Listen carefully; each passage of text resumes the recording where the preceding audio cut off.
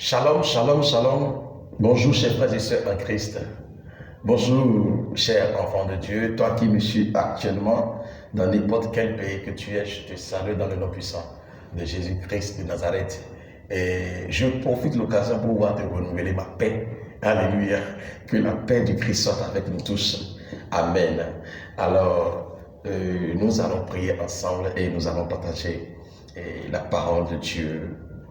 Et nous allons remercier le Seigneur. Prions. Abba Père, nous te disons merci, Créateur du ciel et de la terre, pour l'amour que tu nous as accordé. Merci Seigneur pour la grandeur que tu as donnée à tout un chacun de nos pères. Que ton nom soit béni, exalté au nom puissant de Jésus-Christ, le nom qui est au-dessus de tous les noms. J'ai ainsi prié. Amen. Alléluia. Alors nous allons lire le livre de Philippiens chapitre 4, verset 1 à 9. Philippiens chapitre 4, verset 1 à 9. Si tu as ta Bible, ouvre ta Bible, nous allons lire ensemble. Moi, nous allons lire Philippiens chapitre 4, verset 1 à 9. Amen. Il dit, c'est pourquoi, mes bien-aimés et très chers frères, vous qui êtes ma joie et ma couronne, demeurez ainsi fermes dans le Seigneur, mes bien-aimés. J'exhorte Évodie et j'exhorte Syntyche à être d'un même sentiment dans le Seigneur. Et toi aussi, fidèle collègue, oui, je te prie de les aider, elles qui ont combattu pour l'évangile avec moi et avec Clément et mes autres compagnons d'œuvre, dont les noms sont dans le livre de vie. Alléluia. Nous continuons. Réjouissez-vous toujours dans le Seigneur. Je le répète, réjouissez-vous. Alléluia. Verset 5. Que votre douceur soit connue de tous les hommes. Le Seigneur est proche. Wow! Ne vous inquiétez de rien, mais en toutes choses, faites connaître vos besoins à Dieu par des prières et des supplications, avec des actions de grâce. Alléluia. Il dit, et la paix de Dieu qui surpasse toute intelligence gardera vos cœurs et vos pensées en Jésus-Christ. Alléluia. Verset 8. Au reste, frères, que tout ce qui est vrai, tout ce qui est honorable, tout ce qui est juste, tout ce qui est pur, tout ce qui est aimable, tout ce qui mérite l'approbation, ce qui est vertueux et digne de louange soit l'objet de vos pensées. Dernier verset, qui est le verset 9. Ce que vous avez appris, reçu et entendu de moi, et ce que vous avez vu en moi, pratiquez-le, et le Dieu de paix sera avec vous. Amen. Alors, bien-aimés, nous sommes en train de parler rapidement de la paix d'esprit. La paix d'esprit. Alléluia. Et quand on parle de la paix, c'est quoi d'abord la paix? La paix est un symbole instauré dans l'esprit, comme une force ou un objet qui permet à l'esprit de pouvoir bien raisonner, comprendre le sens de ces manifestations pour obtenir un bon résultat. Alléluia. La paix, quand on parle de la paix, c'est un symbole instauré dans l'esprit, comme une force. Alléluia. Qui permet à notre esprit de pouvoir comprendre le sens, de pouvoir faire face, alléluia, à ce qu'il veut faire, à ce qu'il veut réaliser pour pouvoir obtenir le résultat, un bon résultat. En tout cas, le résultat qu'on s'attendait d'elle.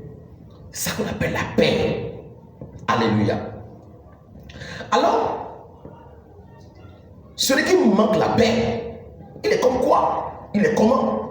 Si la paix est une force ou un objet qui permet à l'esprit de pouvoir bien raisonner, de pouvoir comprendre le sens et de pouvoir produire le résultat qu'on s'attendait d'elle, alors celui qui manque de la paix, il est quoi? Il est comment? Celui qui manque la paix est comme un fou qui est accusé dans les 4 points cardinaux. Alléluia. Il dit celui qui manque la paix, il est comme un fou qui est accusé dans ces 4 points cardinaux. Alléluia. Alors c'est quoi la folie? Quand on parle de la folie, c'est quoi la folie? La folie est un rassemblement d'accusations des esprits maléfiques positionnés dans les 4 coins cardinaux d'un esprit humain. Je dis quoi? La folie est un rassemblement d'accusations des esprits maléfiques. Quand vous prenez un fou, il y a des esprits maléfiques qui se sont rassemblés autour de lui, mais qui l'accusent de toutes sortes d'endroits, c'est-à-dire devant, derrière, à droite, à gauche. Et quelqu'un qui est accusé devant, derrière, à droite, à gauche, comment il peut avoir la paix? Il ne peut pas avoir la paix. Alléluia. Je dis quoi? Il ne peut pas avoir la paix. Donc, quelqu'un qui manque la paix, spirituellement, il est comme fou. Et quand on parle de la folie commence dans le spirituel avant de pouvoir s'afficher dans le physique. Donc, si c'est comme ça, il y a certains fous qui mangent bien, qui ne ramassent pas des sachets sur le tas d'ordures, qui ne font pas du désordre déjà. Mais déjà, eux-mêmes debout là, ils savent qu'ils sont des fous parce qu'ils ont manqué la paix. Ils n'ont pas trouvé de solution à leurs problèmes. Et matin, midi, soir, ils s'accusent eux-mêmes, soit ils sont accusés par des gens. Ils disent toujours en eux qu'ils sont accusés par quelque chose. Alléluia. Que Dieu nous bénisse. Amen. Alors, parlons d'un pays qui manque la paix. Un pays qui a manqué la paix. Alléluia. Un pays qui manque la paix est un pays qui manque de révélation. Et dans le livre de Proverbes, chapitre 29, verset 18, Proverbes, chapitre 29, verset 18, la Bible parle d'un pays qui manque la paix. Pourquoi le pays a manqué de la paix? Pourquoi le pays a manqué de la paix et pourquoi le pays doit manquer de la paix? Proverbes, chapitre 29, verset 18. Il dit, quand il n'y a pas de révélation, le peuple est sans frein. Quand il n'y a pas de révélation, le peuple est sans frein. Alléluia. Quand on parle de sans frein, on parle de quelqu'un qui court. Il ne fait que courir, il court. Oh, pourquoi on court? On court parce qu'il y a une guerre. Il y a quelque chose qui est en train de te chasser. Ou il y a quelque chose que toi tu es en train de chasser devant. Alléluia. Donc, des fois tu rêves et dans ton sommeil, tu te vois en train de courir.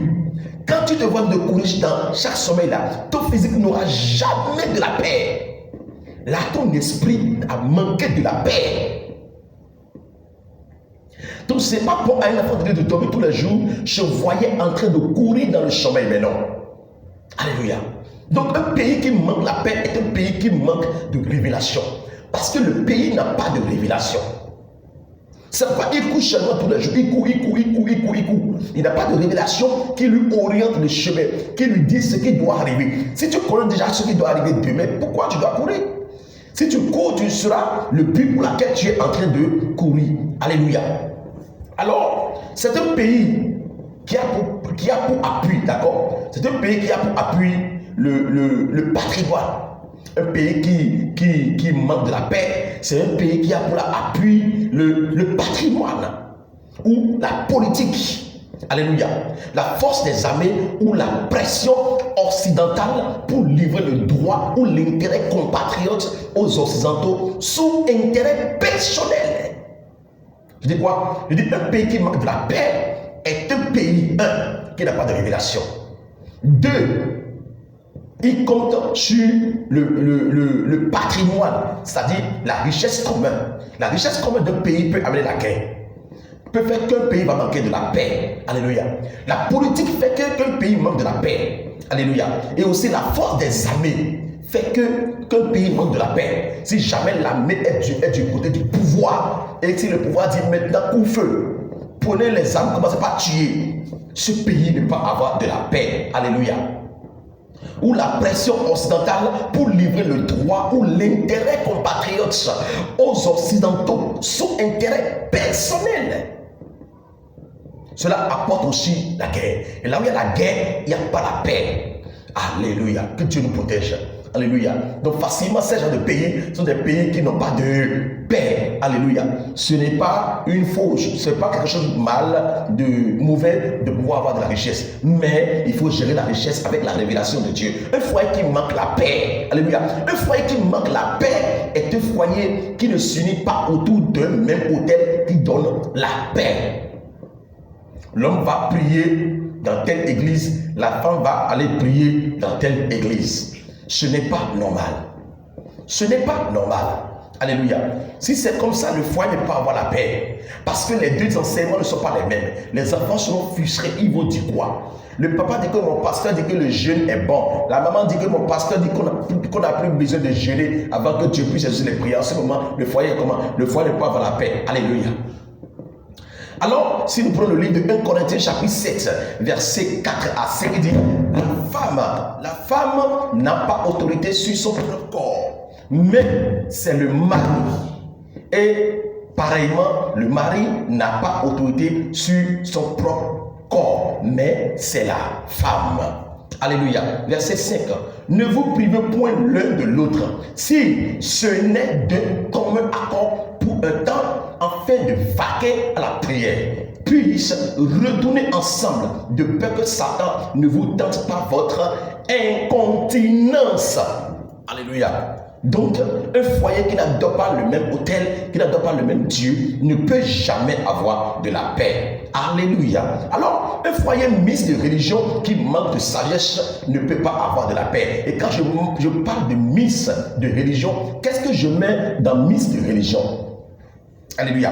Quand je parle de mixte de religion, je dis peut-être l'homme va à l'église ou la femme ne va pas à l'église. L'homme est chrétien, la femme est musulman, ou c'est la femme qui est musulman et l'homme, il est un chrétien. Alléluia. Là maintenant, c'est très simple de pouvoir comprendre. Si ce foyer n'a pas de la sagesse, ce foyer ne peut pas avoir la paix. Alléluia. Je dis quoi? Un foyer mixte de religion qui manque de sagesse ne peut pas avoir la paix. Alléluia. Dans le livre de 1 Corinthiens chapitre 7, verset 12 à 15, il dit, aux autres, ce n'est pas le Seigneur. Là maintenant, ce n'est pas Dieu qui a dit ça à Paul. Alléluia.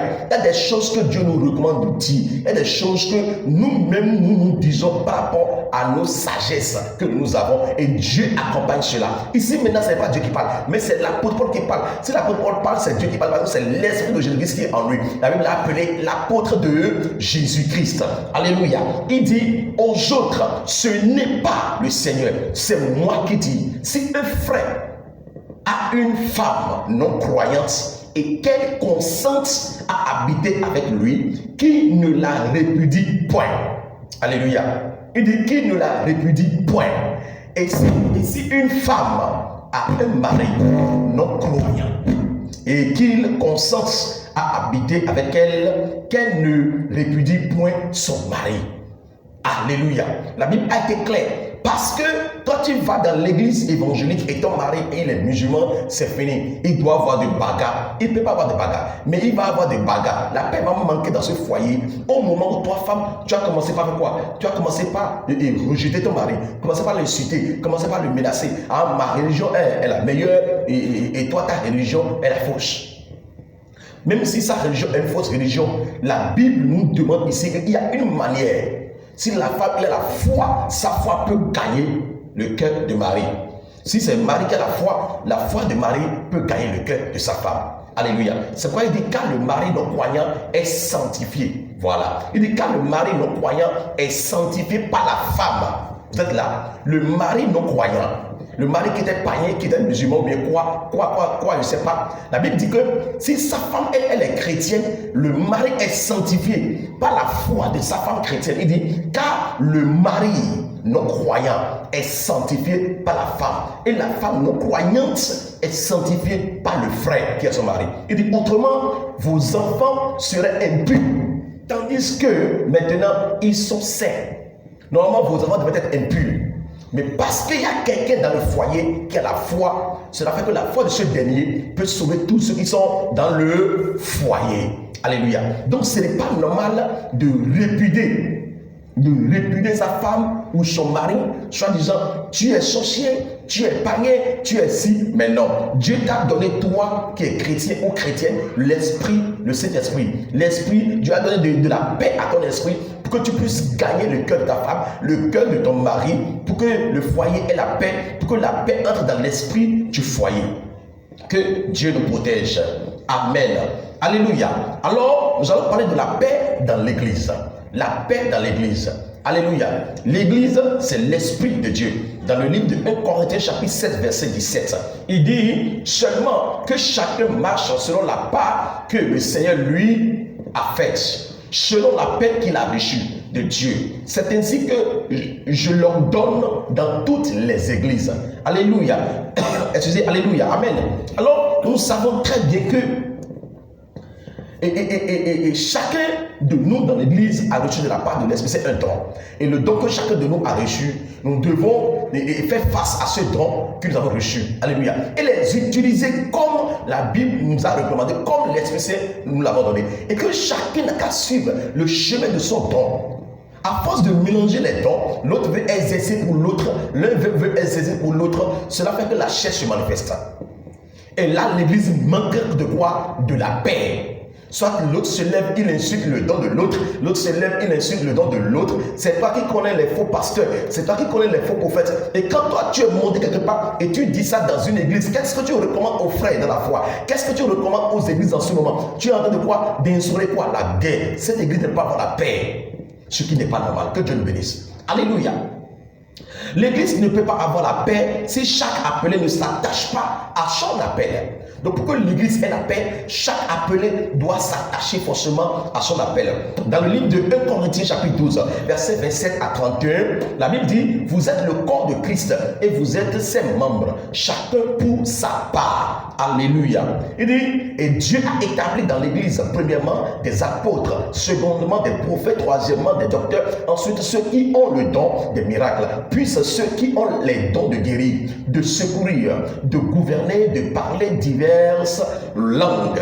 Alléluia. Il dit, tous sont-ils apôtres, tous sont-ils prophètes, tous sont-ils docteurs?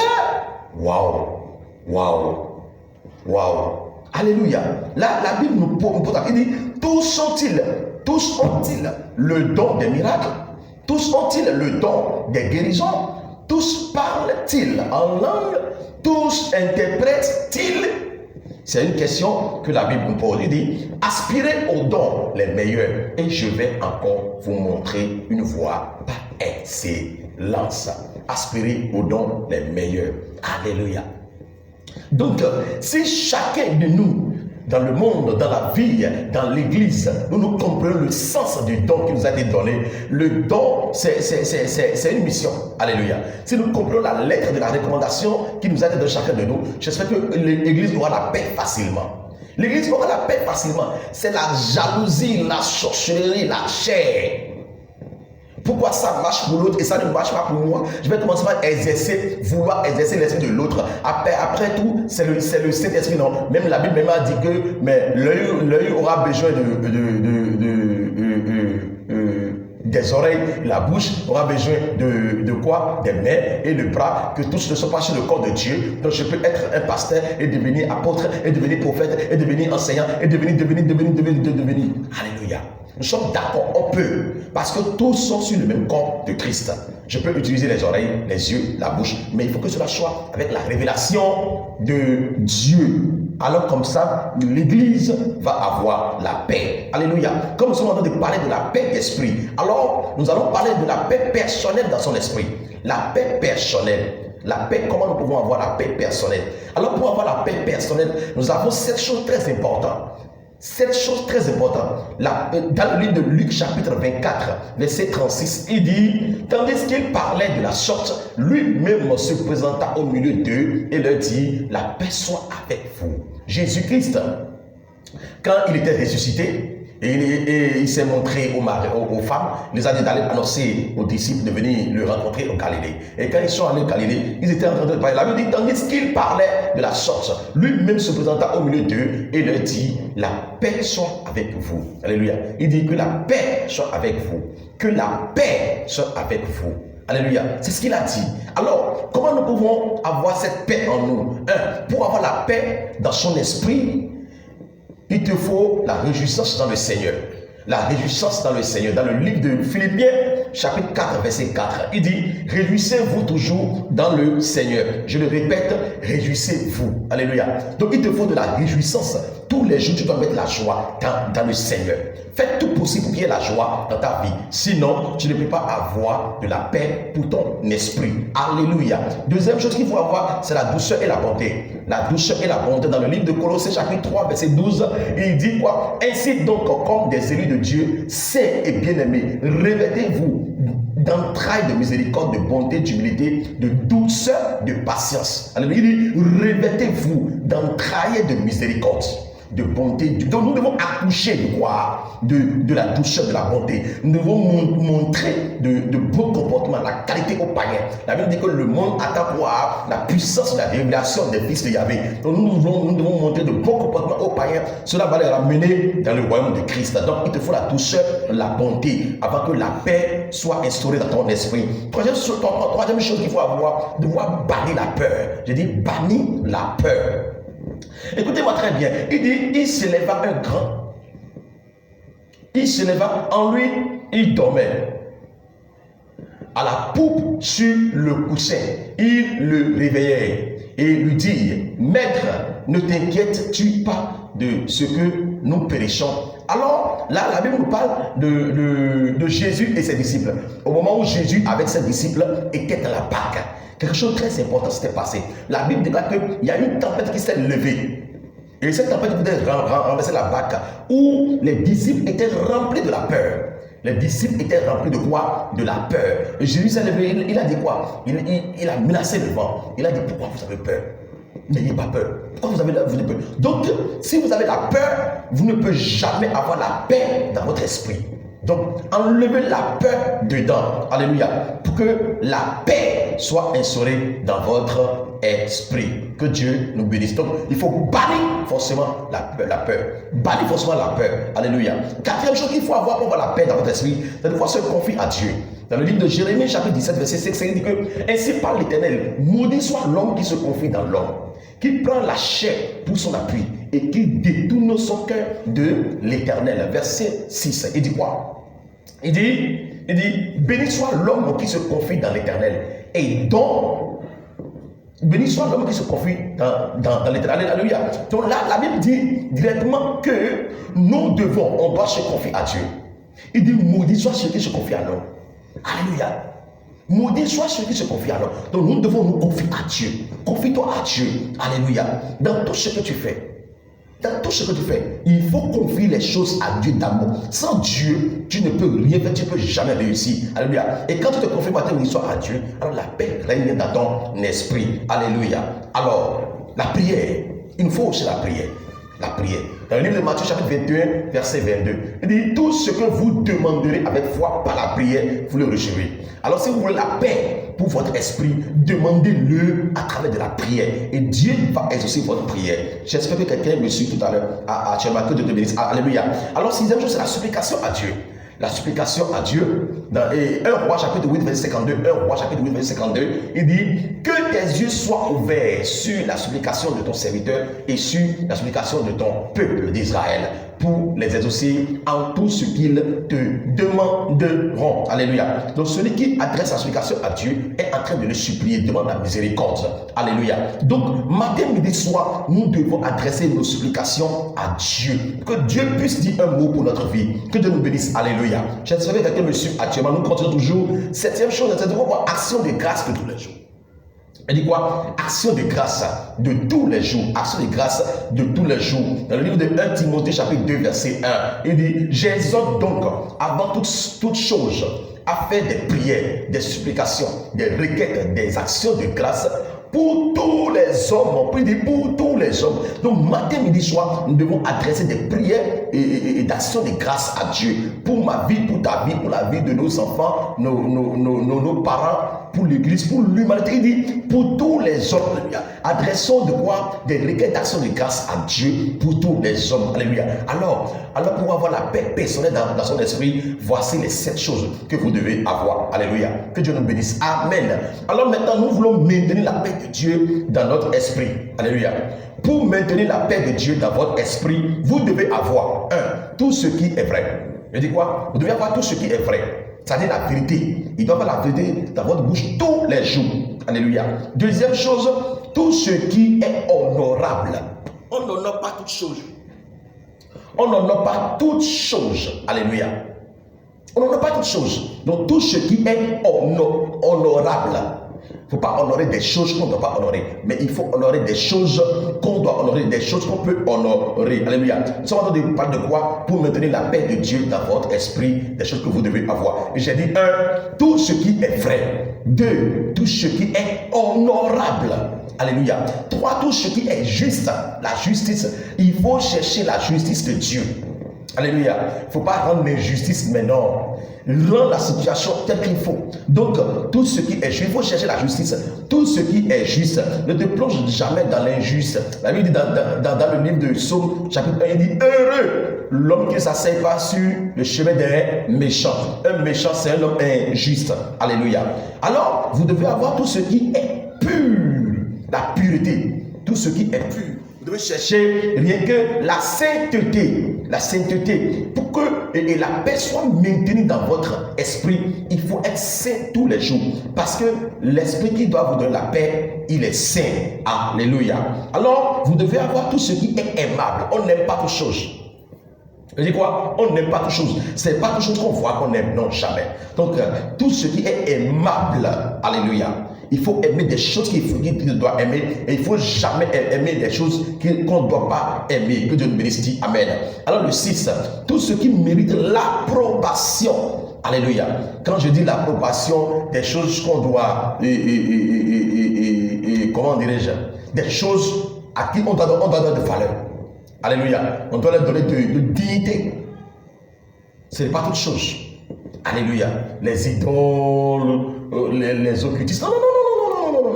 Cherchez tout ce qui mérite l'approbation. 7. Que tout ce qui est vertueuse et digne de louange soit l'objet de vos pensées. Ne mettez pas n'importe quelle chose dans votre pensée, mais non. Cherchez des choses vertueuses qui sont dignes à la louange et mettez-les dans vos pensées. Que la louange n'en manque jamais dans ta vie, matin, midi et soir. Alléluia. Et à la fin, Jésus nous a dit quoi? De pratiquer ce qu'il nous a enseigné et ce que nous connaissons de lui. Et si vous voulez comprendre ce que Jésus nous a enseigné, lisez le livre de Matthieu chapitre 5, Matthieu chapitre 6, Matthieu chapitre 7, Matthieu chapitre 8. Lisez tous les chapitres, vous aurez là ce que Jésus nous a enseigné, ce que Jésus est. Alléluia. Bien-aimés dans le Seigneur, alors nous sommes venus à la fin de notre enseignement sur la paix d'esprit. Comment nous pouvons avoir de la paix dans notre esprit. Nous allons prier. Seigneur, nous te disons merci, Papa, pour la grâce que tu nous as accordée. Merci, Créateur du ciel et de la terre, pour ton amour. Merci pour tout ce que tu as fait pour nous, Père. Oui, tu es le Créateur de la paix. Oui, tu es le Créateur de la paix. Nous te connaissons seul comme le Dieu qui donne de la paix. Tu es le roi de paix. C'est pourquoi je lève ma voix et je prie, Seigneur, pour la vie de mon frère, ma soeur qui me suit actuellement. Que ta paix règne dans son esprit. Que ta paix règne dans son esprit. Que ta paix règne dans son esprit. Parce que si l'esprit n'a pas de paix, l'âme ne peut jamais avoir la paix et le corps ne peut jamais avoir la paix. C'est pourquoi je déclare au nom puissant de Jésus-Christ de Nazareth que tout ce que l'ennemi a envoyé dans sa vie pour lui ôter la paix, que cette chose soit anéantie, détruite au nom puissant de Jésus-Christ de Nazareth. La paix d'en haut, la paix du très haut se manifeste dans la vie de tout chacun de nous. Et je prie maintenant la paix pour le monde entier. Seigneur, accorde la paix aux frères et sœurs dans la foi. Jéhovah Nissi, que la paix mette dans le cœur des patients dans les hôpitaux. Que ta paix règne dans le cœur des prisonniers, Papa. Que ta paix règne dans le cœur des enfants de la rue, des veuves, Papa Père. Que ta paix règne dans la vie vie des orphelins, papa. Que ta puissance nous garde toujours, Seigneur. Au nom puissant de Jésus-Christ, j'ai ainsi prié. Merci, Père, parce que tu as donné de la paix à notre esprit. Je déclare sur la vie de quelqu'un. Je dis, il n'y a plus de pleurs pour ta vie. Les pleurs te quittent dans le nom de Jésus-Christ. Alors, reçois la paix de Dieu là que tu es maintenant. Je commande à toi, esprit de peur, esprit de pleurs, esprit de situation, esprit de problèmes sans solution.